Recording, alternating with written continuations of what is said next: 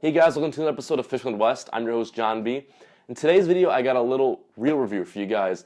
This is a reel that's been out for quite some time. It's been creating a lot of buzz in the bass fishing industry, and it's a reel that I just recently purchased about a month ago. And these past couple of weeks within the month, I've been testing this reel out. You know, I really wanted to review this reel. I really wanted to fish with this, and I really wanted to purchase it, and I finally got my hands on one. But rather than just kind of sitting in my room, opening it up, talking about it, doing an unboxing video, I thought, what a better way to actually fish with this thing. You know, put it to the test in a video form and show you guys how this thing handles on the water rather than just talking about it.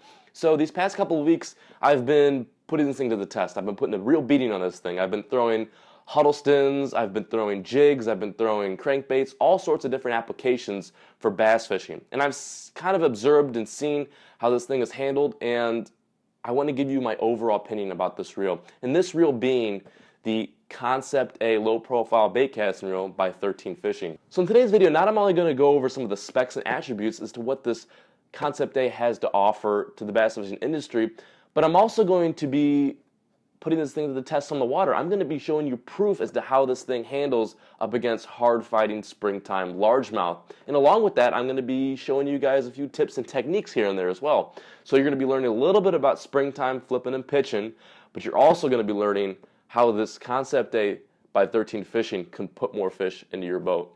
Thanks for watching. I hope you guys enjoyed today's episode.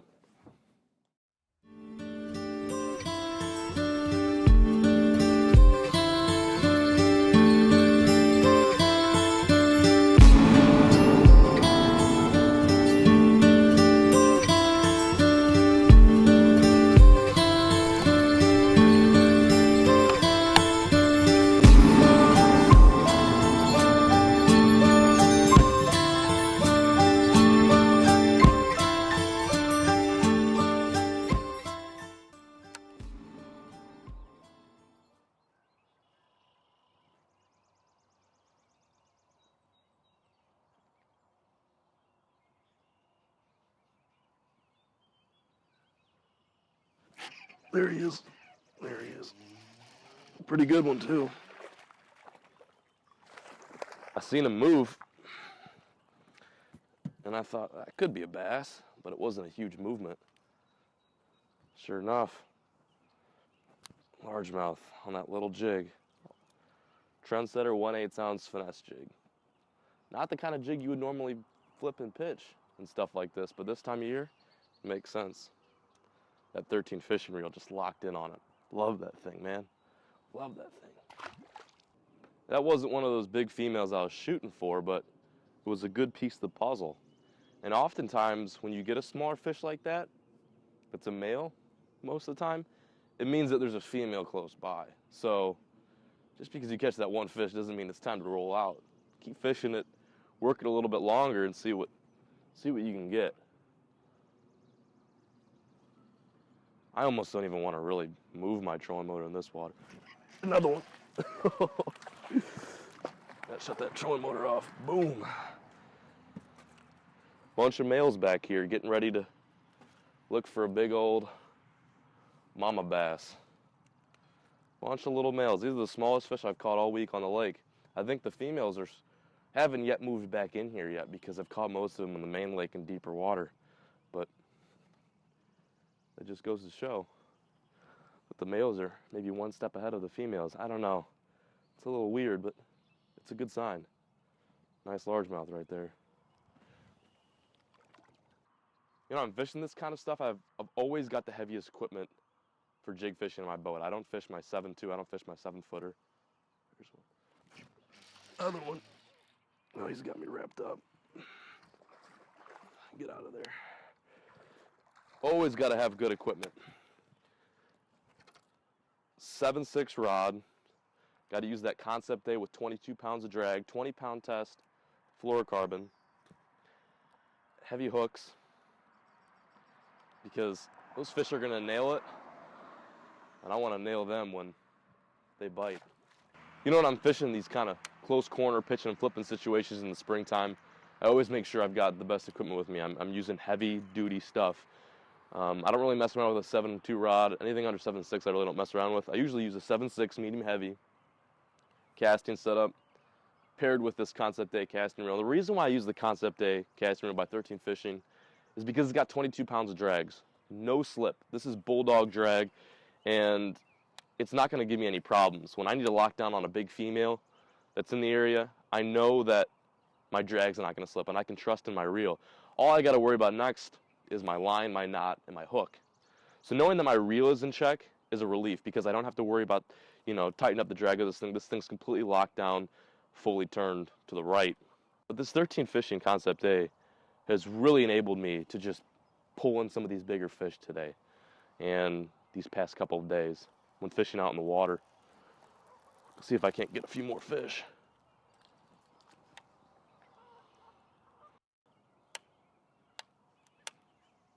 If this was clear water, I'd have no chance of catching any of these fish back here because it's so small. There's another one. About the same size, too. Boat. Another one. That may be a female. Smaller female. She's real loaded with something. He or she's real loaded with something. That's a female, I believe. That one might have eggs in her. I'm gonna get her back in the water real quick.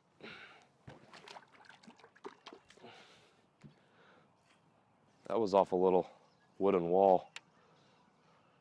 It's funny because I fish stuff like this all the way down here, but as soon as I got directly into the creek channel, I started getting them. Real interesting. There he is. Another one. Crazy. Well, that's a pretty good one. That one's pretty better. Here's the females that I was looking for. Right there. That's the kind of stuff I was looking for. Look at that. Look at that fish. Whew. Love it. See, that's just it. I fished this whole area.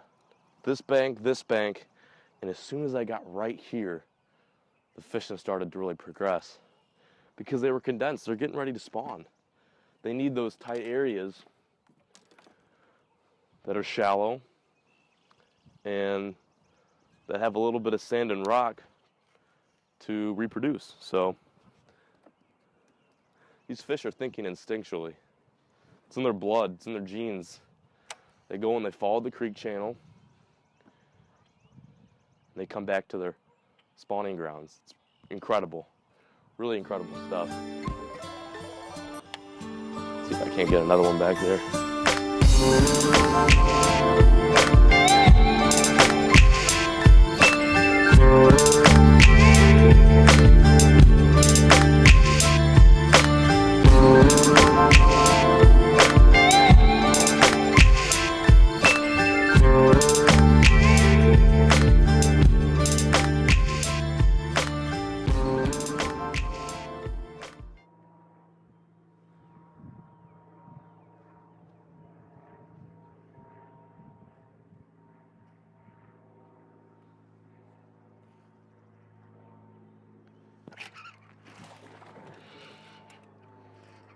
Good bass, good bass. Oh, yes sir, yes sir. Shallow water. Man, look at that fish. Look at that bass. They just nail it. The smaller ones about this size will just hit it and run with it, and the ones that are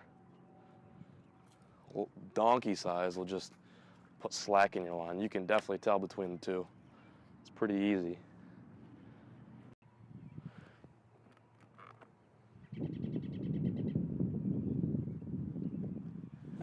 Oh golly, slammed it.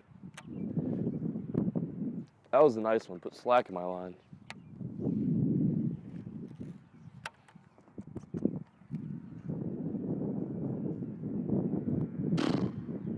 Jeez, that's 2 missed fish in that spot. Must be something down there. I don't know about it. There he is again. Got him that time. Ooh, that's a good one.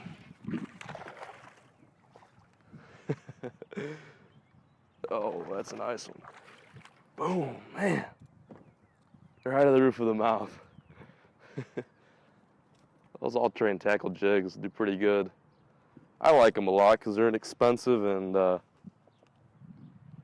have a wide variety of different types. Their skipping jig's my favorite, but this finesse jig works good in colder water. Nothing huge, but there must be some stacked up fish in that spot. I'm gonna go back in there. Fat, all fat.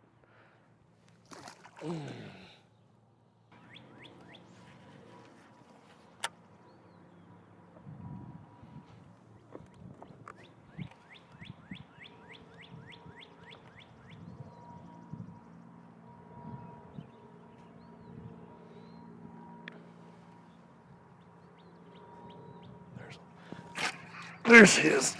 Oh man, she hit it good. She hit it good. Just, this is proof, just pure proof as to how well that drag held up. Show you something right here. An indent right in my line from when I set the hook. It's incredible. Right in the roof of the mouth too. Everything held on that fish. Another good one. Look at her. Real beautiful, got the gold ring around her eye, real green, nice white belly, and she's fat. She's real fat. I grew up on this lake and loved and learned to fish it. That just makes me so happy to see a fish like that. God, love to see him looking like that. I really do.